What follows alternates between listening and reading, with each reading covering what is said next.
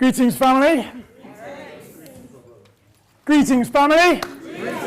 Okay, Sunday we can go to church. I actually did go to church this morning. I went to the wrong venue, but I'm here.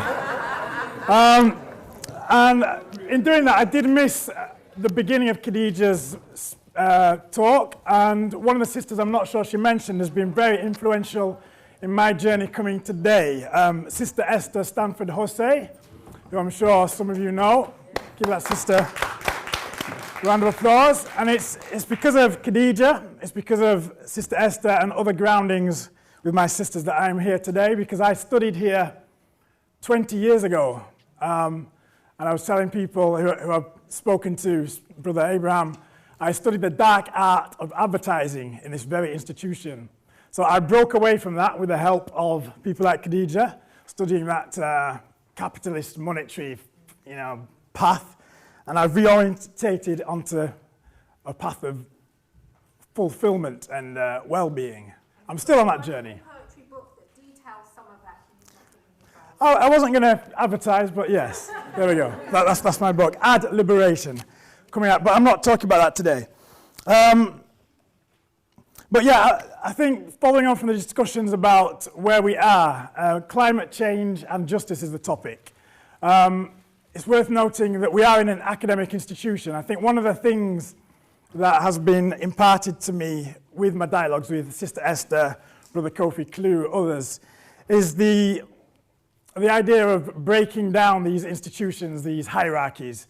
So I recognize I'm here as a presenter, but I'm very interested in dialoguing with everyone. I think some of the best conversations I had yesterday, in fact, took place in the dinner time outside of the conference.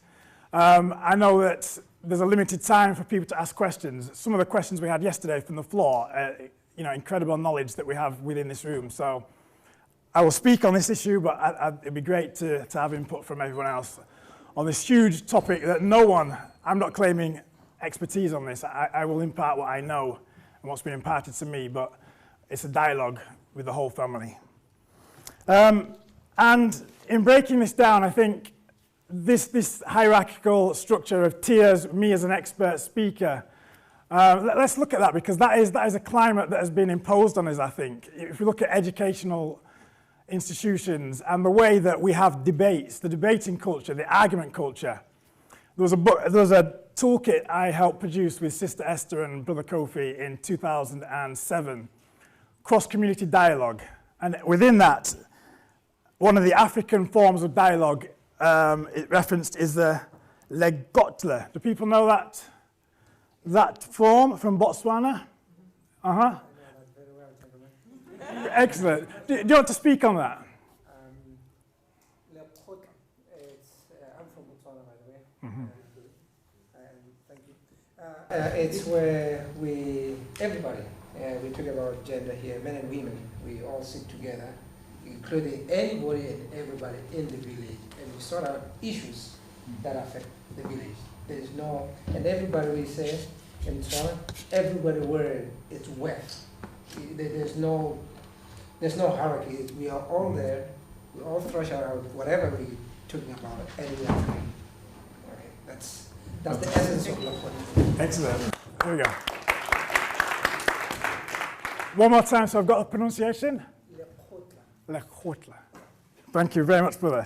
And one of the principles I understand in that as well is that these dialogues take place within a circle. We have eye contact. We see each other. That's important. We listen. And another important aspect is that it takes place outside in the environment, which is, we talk about climate justice and change. We're in a windowless building here. I think getting out into the environment to actually, as one of the brothers said yesterday, who are you not to salute the wind? Who are you not to salute the trees? We need to recognize ourselves as living, breathing human beings and interact with that nature and sometimes sit with that nature and listen. So bearing that in mind, we are here and I'm going to get into this topic. So climate change, that as a phrase maybe does not spark off things in our community as an urgent issue in terms of maybe it's been co-opted, that word, climate change. When we look at the activism that's around there, we see people like Greenpeace, we see movements, people jumping on rigs, people saving the whales, the polar bears. You know, that is the dominant narrative I think we have about climate change. We see mainly white faces engaged in this. But as we know, the people who are directly affected by changing climate, by sea level rises, my own father's island of Barbados, the Caribbean, by droughts, by deserts, by floods. Those are people who are on the margins, as Audre Lorde says in the poem Litany for Survival, those on the shorelines. So our people are going to be at the forefront of this changing environments that we're coming into. As well as that, as well as being the people who are going to be most affected, our people are the people who are least responsible.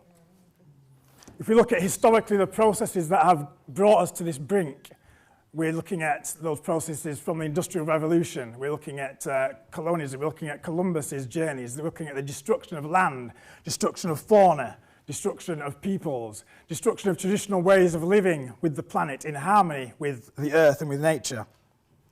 So we need to address that. So the reason I titled this Climate Change and Justice is because that word justice needs to be in there, needs to be in the discussion. Often climate change is the thing that we see on the news, and the justice aspect is missed off when that is critical. So we have a conference coming up in Paris, which I think Sister Zita mentioned yesterday, that the Paris talks, these big climate talks which happen, big states come and talk about the climate and resolutions are passed and nothing changes. Within those conferences, the idea of justice needs to be raised and needs to be to the fore because, as we said, without our voices, those decisions are going to be made for us. And I need to mention that this is a reparations fight. This is all connected.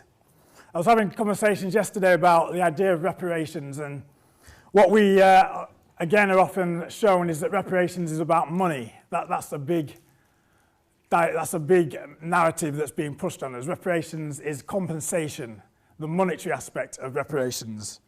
Whereas reparations is not about that at all. That is one tiny aspect. Money is the tiniest aspect of reparations.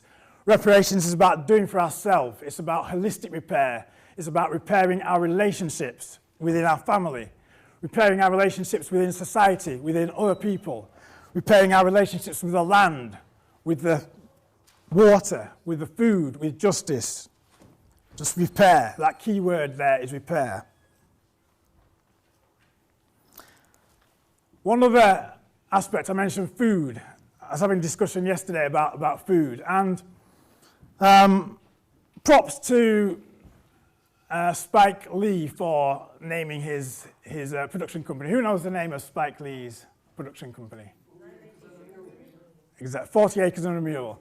And in reading about that term, you know, that was a reparations demand that we have. That in America, the former enslaved Africans demanded that they get land from the former plantation owners. And that's a bold demand. 40 acres is a lot of land if you think about how much we're talking there, and a mule. That didn't happen, as we know. Today we have 40 betting shops and an Obama. We have 40 chicken shops and a, yeah, that's it, and a Trevor Phillips. 40 liquor shops and a filling your own. So land is key to this idea of climate justice change. Land, sea. We're in the month of October, and coming up, there's another key anniversary. Like I say, it's 20 years since I was studying in this institution. And in my studies, I was blind to this narrative from a climate justice pioneer and hero. It was front page news, but I was plugged into advertising, to cars, to chasing money, whatever else.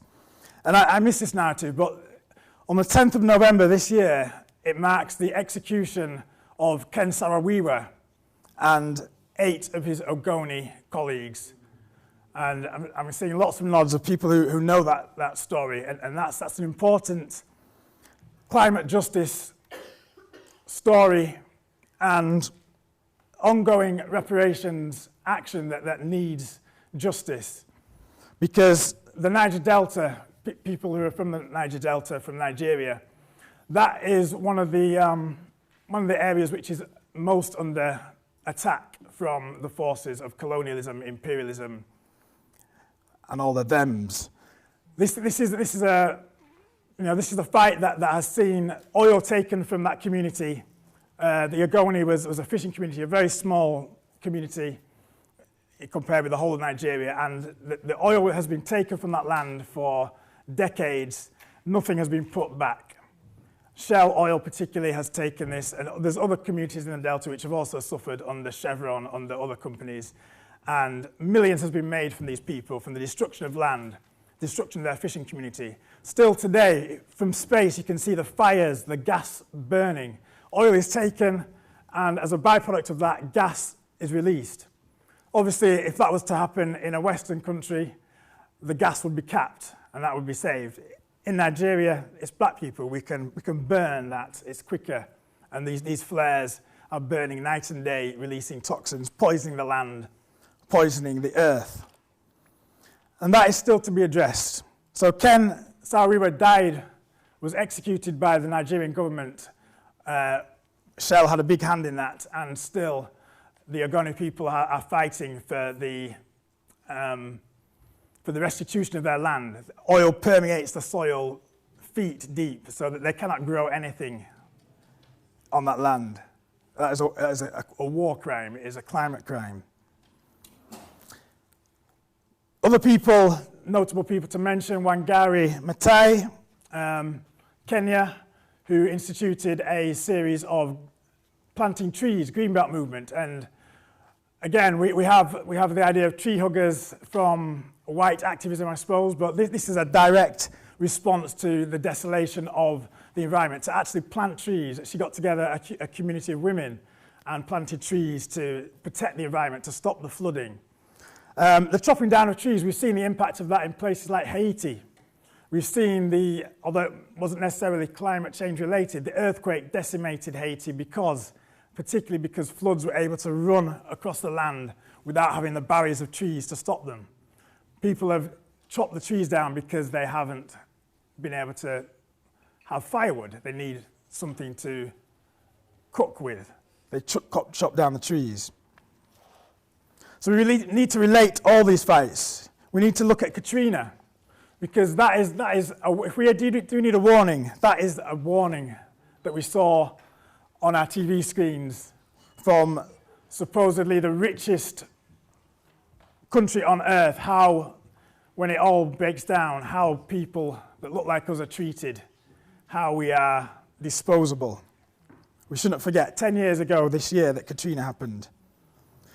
One inspiring example of some of these impacts can be looked at in Cuba.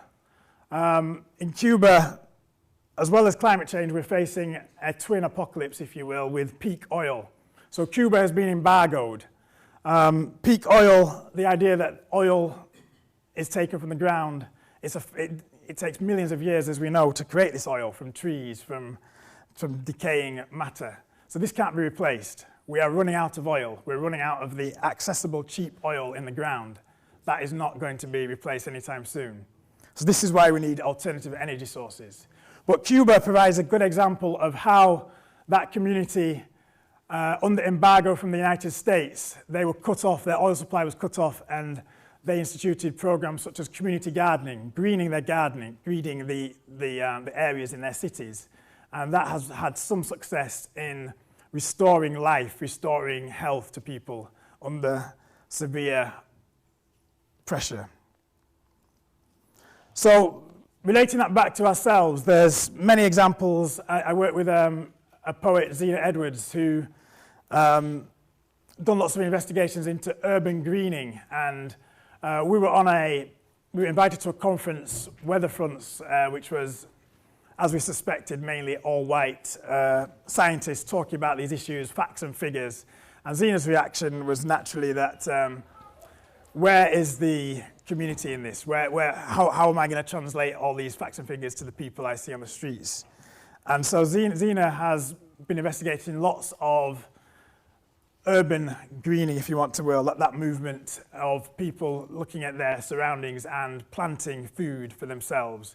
And that is a climate justice, that is a reparations action we can instigate, everyone can instigate, looking at how we eat, how we take our nourishment in. There's a project called May Project Gardens in London, which some of you may know about. This is a brother who has KMT, who's transformed his house. He rents this house and he's transformed it into a permaculture garden. He invites people to come and, young people from the local area, to come and look at how food is grown, to look at how nature interacts. And that is a reparations movement, reclaiming our land, reclaiming our food.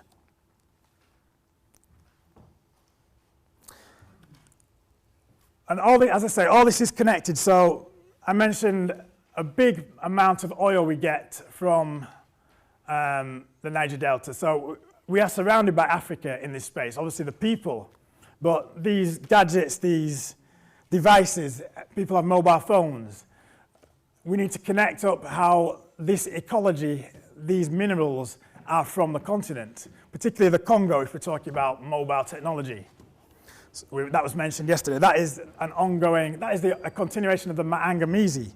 The Holocaust of chattel colonial, neo-colonial enslavement is ongoing, and it's invisibilized unless we raise it up and connect the issues of this technology can enable, yeah, of course, but how are we going to use this technology in conveying these complexities of modern living, Western modern living?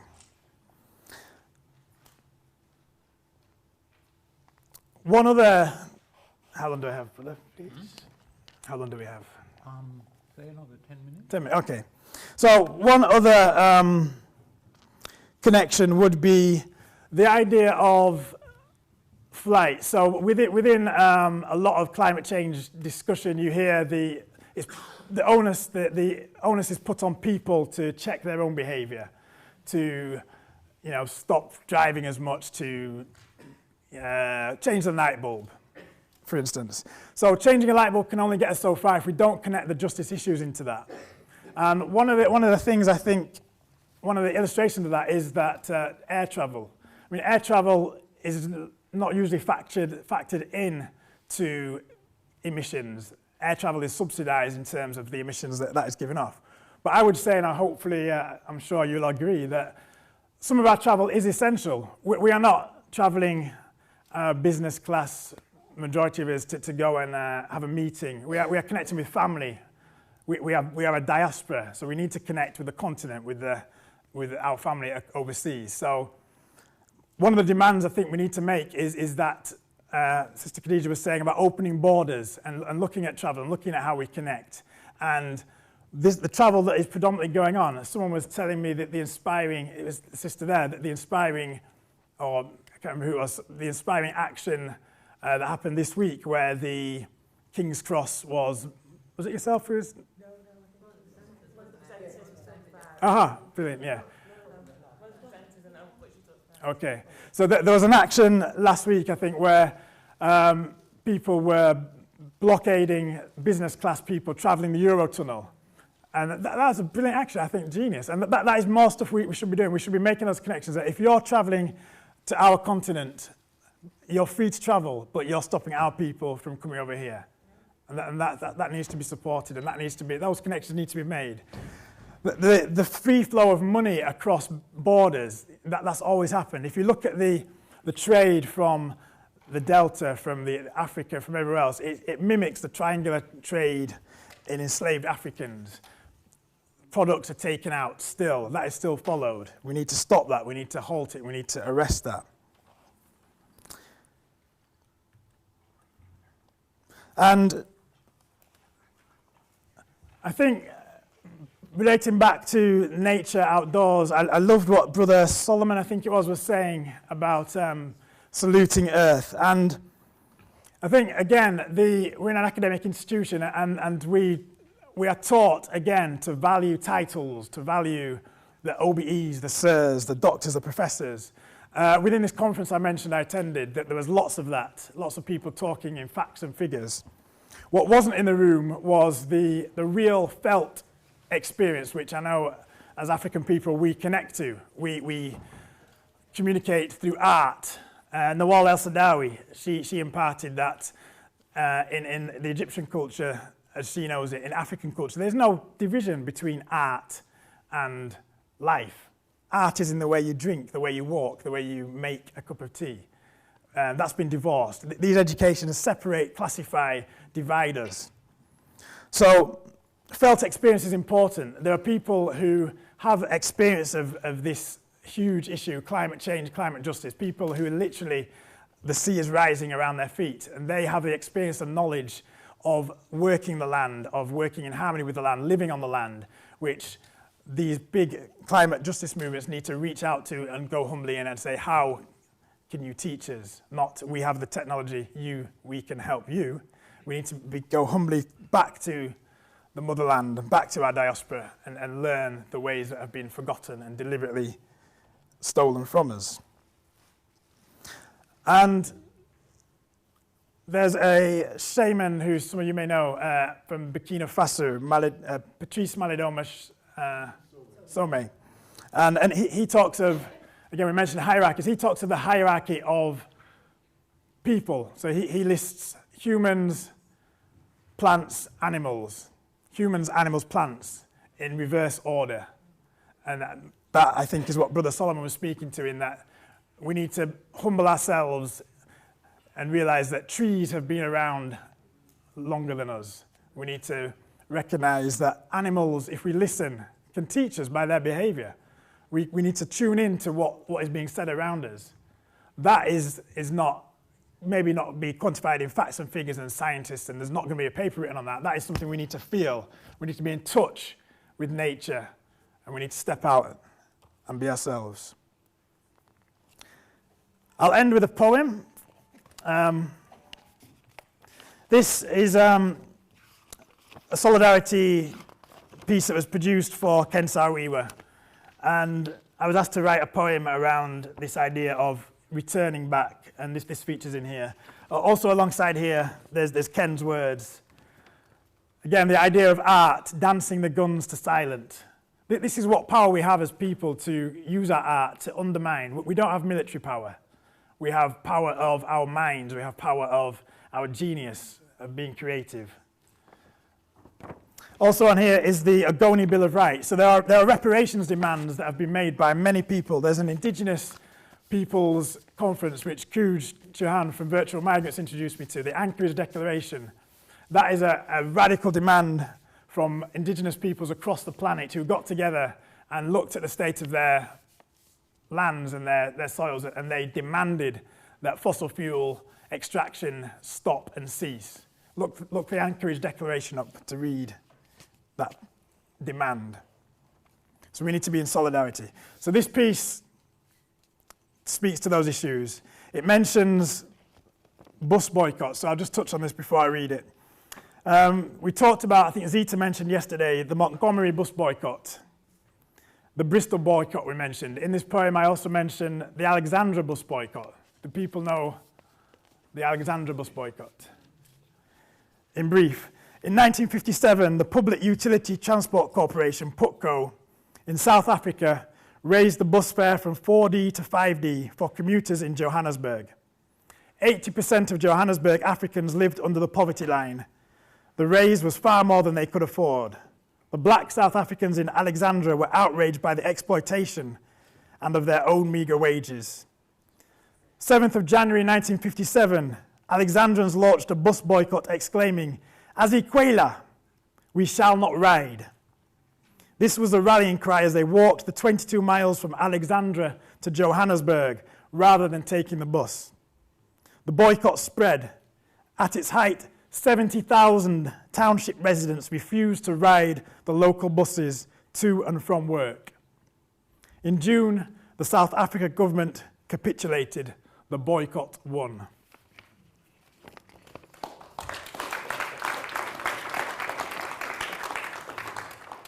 So I think Brother Hakeem mentioned the tools that we have at our disposal. I think it was in one of the panels from the 5th Pan-African Congress talking about our unconquerable tools are the boycott and the strike. So as masses, we have that power. We can choose not to spend our money on products that are damaging our community. We can choose to invest in wholesome, earth-nurturing products. We have that power. We can boycott destructive corporations. Return. The bus ticket reads, return. Back to where you came from. How far is this journey for us? To return to the origin of things. To return to a time before monocrops of concrete and glass, punched skyward, fertilized by African blood. This journey begins with libation, a baptism of water, fire, burning free, remolding, rising again. We have been here before. Ocean and air breathe these deaths. Steel sinews hold muscle memory. Ecosystems oil the engine. The wheels on the bus go round and round. Round and round and crack and judder and round. Turn, click, crunch, grate, burr, crash, drive. Chain stroke, whip, whip, drive. A nighttime traffic over unpaved, potholed roads, directed into blind alleys, open waters, overboard, underboard, above board. The bus will be departing at sometime today, maybe tomorrow, at earliest convenience to our decolonized clocks, calling at all points from transatlantic triangle to Black Lives Matter, connecting Bristol to Montgomery, to Alexandra, to Ogoni. The wind whispers return. Head looking backward, the bird flies forward. We turn back to where we came from. Thank you. Please stay.